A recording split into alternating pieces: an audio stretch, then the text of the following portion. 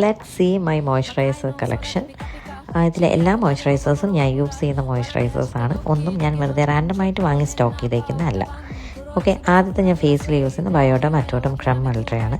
കാലങ്ങളായിട്ട് ഇതാണ് യൂസ് ചെയ്യുന്നത്. ഇനിയിപ്പോൾ ഇവർ നിർത്തുന്നവരെയും ഞാൻ ഇത് തന്നെയായിരിക്കും യൂസ് ചെയ്യുന്നത്. ഡ്രൈ സ്കിന്നാണ് നിങ്ങൾക്കുള്ളെങ്കിൽ ഒന്ന് ട്രൈ ചെയ്ത് നോക്കാവുന്നതാണ് കേട്ടോ, വേർത്താണ്.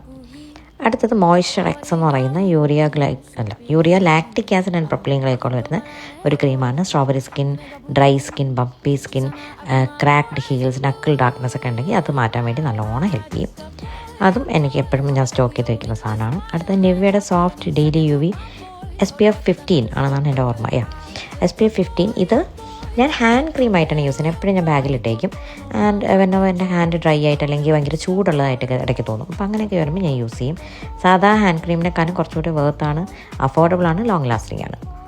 അടുത്തത് തൈറോയിഡ്. നിങ്ങളിപ്പോൾ ടാനൊക്കെ അടിച്ചിരിക്കുകയെന്ന് വിചാരിക്കും. ഒന്ന് പുറത്തൊക്കെ പോയി നല്ലോണം ടാൻ വന്നു.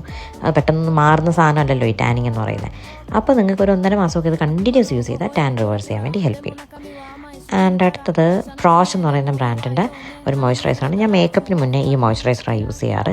സിൽക്ക് ബ്ലർ എന്ന് പറയുന്നത് മോയ്സ്ചറൈസിങ് പ്രൈമർ എന്നൊക്കെ എഴുതിയിട്ടുണ്ട്. പ്രൈമറൊന്നും അല്ല കേട്ടോ, സാധാ മോയ്സ്ചറൈസർ, പക്ഷേ ബേസ് ആയിട്ട് യൂസ് ചെയ്യാൻ അടിപൊളിയാണ്. അപ്പോൾ ഇത് നിങ്ങൾക്ക് വേണമെങ്കിൽ ഒന്ന് ട്രൈ ചെയ്ത് നോക്കാം.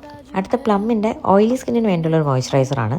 ഇത് ഞാൻ ബൈ 2 get 2 ഓഫറിൽ ഞാൻ വാങ്ങിച്ചതാണ്. ലൈക്ക് വെബ്സൈറ്റിലെ ഇൻഗ്രീഡിയൻ ലിസ്റ്റും പാക്കേജിങ്ങിൻ്റെ ഇൻഗ്രീഡിയൻ ലിസ്റ്റും മാച്ച് ആവുന്നുണ്ടോ എന്ന് ചെക്ക് ചെയ്യാനാണ് ഇത് ഓർഡർ ചെയ്തത്.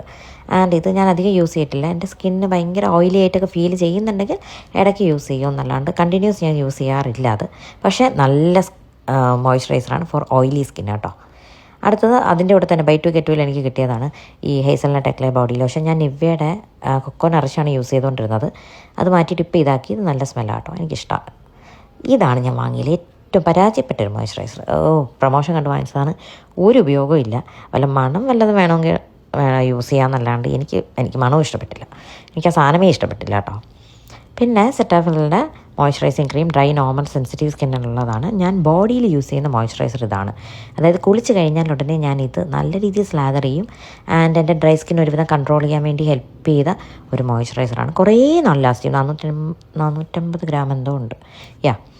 നൈസാട്ടോ. അപ്പോൾ ഇത്രയേ ഉള്ളൂ. ബൈ.